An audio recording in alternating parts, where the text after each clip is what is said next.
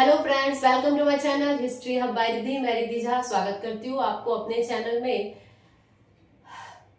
Modern India में मुगल वंश का पतन हम लोग पढ़ रहे थे और मुगल वंश के पतन में हम लोग मोहम्मद शाह रंगीला को खत्म करते हुए आगे बढ़े थे कि उसका पुत्र अहमद शाह कैसे शासक बनता है। हमारा नेक्स्ट जो शासक होगा वो होगा अहमद शाह। अभी हम लोग अहमद शाह के बारे में जानते हैं। 1748 से 54 अहमद शाह का शासनकाल क्या था? 1748 से 54 अहमद शाह का शासनकाल था। हम लोग पहले भी जानते हैं कि मोहम्मद शाह रंगीला के समय में भी अहमद शाह अब्दाली ने एक बार आक्रमण किया था, तो उसे अहमद शाह ने जो है वो पराजित करके वापस लौटा दिया था। लेकिन अहमद शाह अब्दाली जो है अहमद शाह के काल में 5 बार भारत पर आक्रमण करता है। अहमद शाह अब्दाली के बारे में हम लोग आगे डीपली से पढ़ेंगे, लेकिन अभी हम लोग अहमद शाह का जो भी इम्पोर्टेंट पॉइंट है उसको नोट करेंगे। ऐसा मुगल शासक जिसके काल में अहमद शाह अब्दाली ने भारत पर 5 बार आक्रमण किया तो वो थे अहमद शाह। ठीक है, अहमद शाह क्या किया? अहमद शाह ने सफदरजंग को अपना वजीर नियुक्त किया और जावेद खां को नवाब बहादुर की उपाधि दी।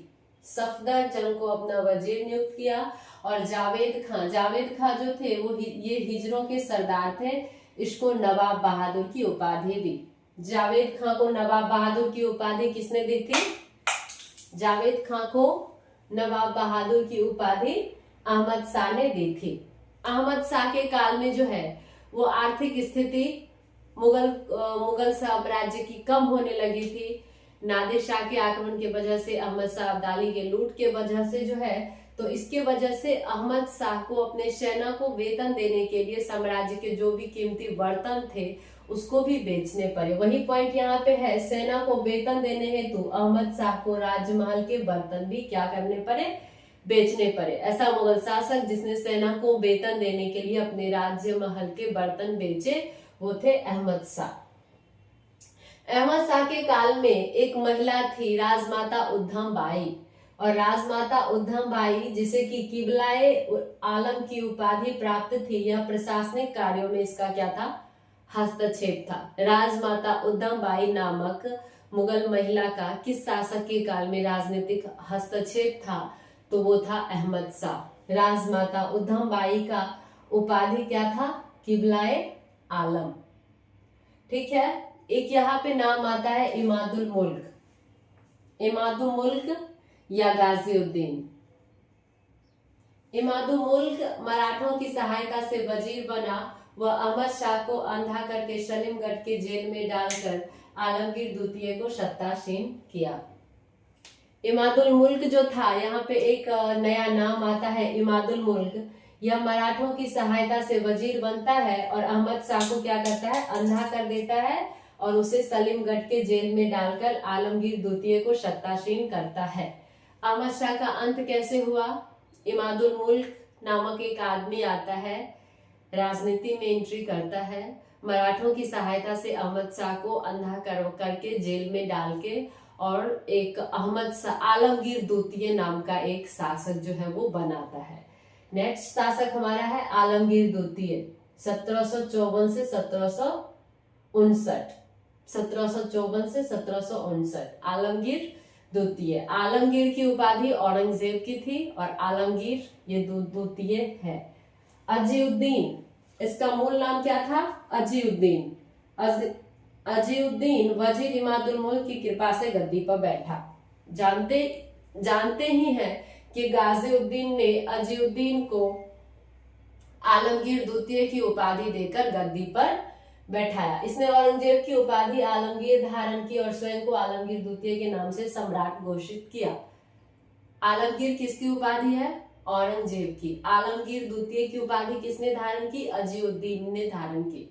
आलमगीर द्वितीय को शासक किसने बनाया? इमादुल मुल्क ने। ठीक है, और इसके काल में जो इम्पोर्टेंट चीज हुई वो देखते हैं। अहमद शाह अब्दाली ने पुनः 1756 से 57 एवं 1759 में आक्रमण किया। एक नेक्स्ट हुआ मराठों ने 1758 में दिल्ली पर आक्रमण किया। सेकेंड बात, उसके बाद जो बात हुई 1757 में पलासी के युद्ध में ईस्ट इंडिया कंपनी की क्या हुई? जीत हुई। आलमगीर द्वितीय के काल में क्या हुआ कि मराठों ने भी आक्रमण किया 1758 ईस्वी में। अहमद शाह अब्दाली ने भी 1756, 57 और 59 में आक्रमण किया। और 1757 में जो पलासी की युद्ध हुई वो हम सब जानते हैं। और उसके बाद भारत में ईस्ट इंडिया कंपनी का क्या हुआ, वर्चस्व बढ़ा, कंपनी की जीत हुई। इस सब चीज से परेशान होकर और इस सब चीज से परेशान होने के बावजूद भी आलमगीर द्वितीय के पास कोई ऑप्शन नहीं था। वह कठपुतली की तरह बैठ के सारा तमाशा देख रहा था। उसने बाहर आने की सोची कि गाजीउद्दीन जो कि उसको शासक बनाया था, वजीर के चंगुल से बाहर आने की सोची, तकरीब लगाई, लेकिन वो सफल नहीं हुआ और गाजीउद्दीन ने इसकी हत्या करवा दी। तरकीब लगाई बाहर होने से, उसके चंगुल से, गाजीउद्दीन के चंगुल से, लेकिन गाजीउद्दीन ने इसकी हत्या करा दी। तो इस तरह आलमगीर द्वितीय का भी समापन हो जाता है। आलमगीर द्वितीय के काल में जो सबसे इंपोर्टेंट चीज हुई वो थी पलाशी की लड़ाई। पलाशी का युद्ध 1757 ईस्वी में किस मुगल शासक के काल में हुआ था, तो वो था आलमगीर द्वितीय। आलमगीर द्वितीय का शासनकाल 1754 से 1759 ईस्वी था। नेक्स्ट हमारा आता है शाहजहां तृतीय। शाहजहां तृतीय 1759 से 60, एक वर्ष के लिए है, छोटा सा पॉइंट है। शाहजहां तृतीय नाम मात्र का शासक है, थोड़ा याद रखने के लिए। आलमगीर द्वितीय की हत्या के समय उसका पुत्र, ये आलमगीर द्वितीय था ना, इसकी जब मृत्यु हुई तो इसका पुत्र अली गौहर, अली गौहर पटना में था और वहीं पर उसने शाह आलम द्वितीय की उपाधि धारण कर खुद को बादशाह घोषित कर दिया। क्या हुआ, जब आलमगीर द्वितीय की हत्या हो गई, गाजीउद्दीन ने उसकी हत्या करवा दी, तब उसका पुत्र जो था अली गौहर जो था वो पटना में सूबेदार था और वो पटना में ही स्वयं को शाह आलम द्वितीय के नाम से क्या किया, शासक, खुद को सम्राट घोषित कर दिया। तो ये तो शाह आलम द्वितीय की कहानी है, पटना में खुद को शासक घोषित कर दिया। तो फिर ये शाहजहां तृतीय कहां से आया, तो दिल्ली में इमातुल मुल्क ने, यहाँ जो गाजीउद्दीन, जो इमातुल मुल्क और गाजीउद्दीन एक ही नाम है, दोनों में से कोई सा भी नाम हम यूज कर सकते हैं, दोनों में से कोई सा भी नाम एग्जाम में भी आ सकता है। तो इमातुल मुल्क ने आलमगीर द्वितीय को तो मरवा दिया, उसके बाद मुगल सत्ता जो खाली हुई उस पर भी तो किसी को बैठाएगा। तो उसने काम बख्श के पोते, काम बख्श कौन था, औरंगजेब का बेटा, जो उत्तराधिकारी संघर्ष में हम लोगों ने पढ़ा था, बीजापुर का सूबेदार था, वो। तो काम बख्श के पोते मुही उल मिल्लत को शाहजहां तृतीय के नाम से सिंहासन पर बैठाया, लेकिन ये शाहजहां तृतीय रहा नहीं। नेक्स्ट हम शासक यही पढ़ेंगे, और क्या, शाह आलम द्वितीय। शाह आलम प्रथम किसकी उपाधि थी, बहादुर शाह प्रथम की। ओके, तो क्या हुआ, आलमगीर द्वितीय की जब हत्या हो गई तो उसका पुत्र पटना में ही था, अली गौहर, और खुद को शाह आलम द्वितीय की उपाधि धारण कर सम्राट घोषित किया। इधर इमातुल मुल्क ने आलमगीर को मारने के बाद काम बख्श के पौत्र मुही उल मिल्लत को शाहजहां तृतीय के नाम से जो है शासक बनाया। नेक्स्ट शासक हम लोग पढ़ेंगे शाह आलम द्वितीय।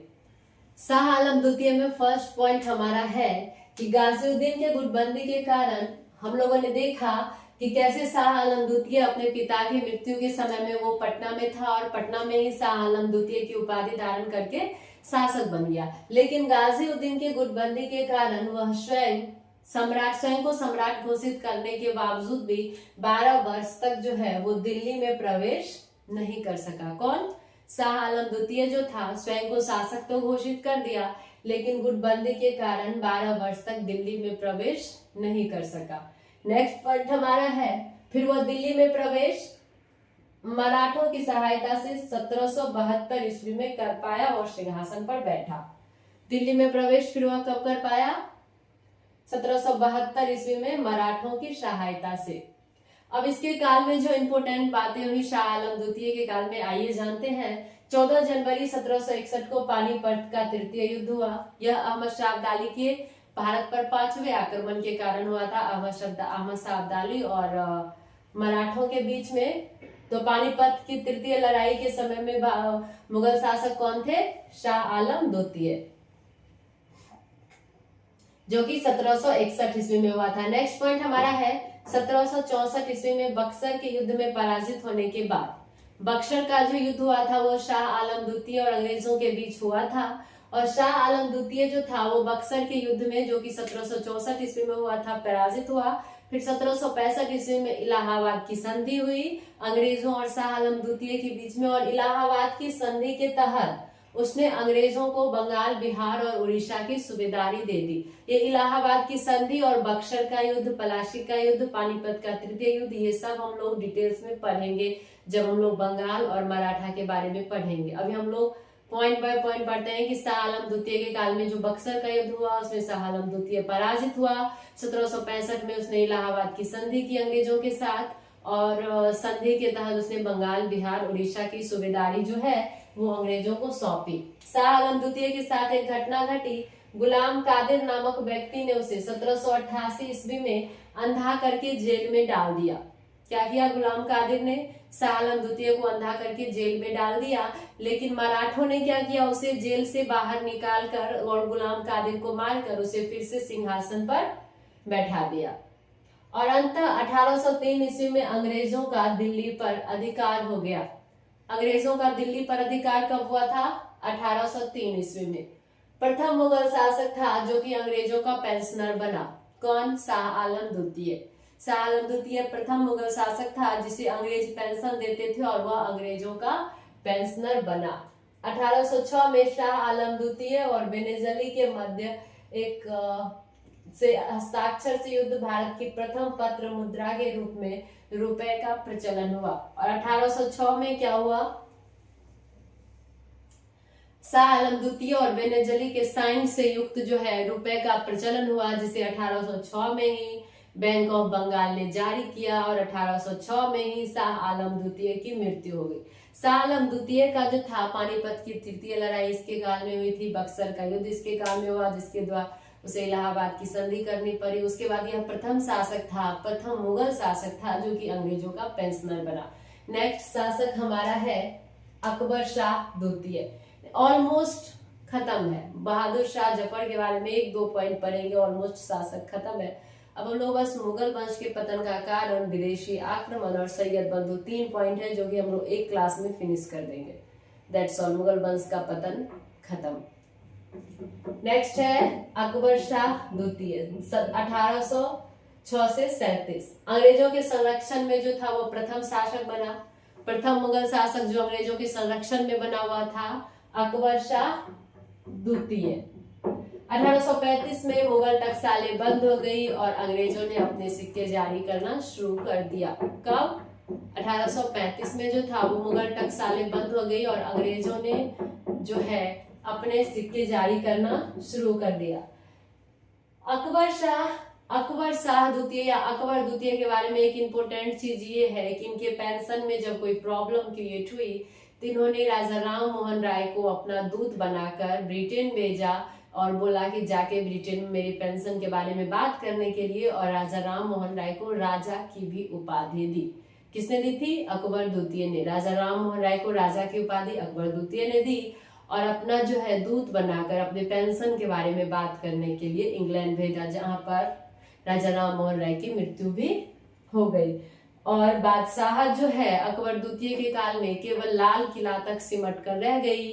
1837 में इसकी मृत्यु हो गई। हमारा नेक्स्ट पॉइंट होगा, लास्ट पॉइंट होगा बहादुर शाह जफर। बहादुर शाह जफर हमारा नेक्स्ट पॉइंट होगा 1837 से 57 इसका काल होगा।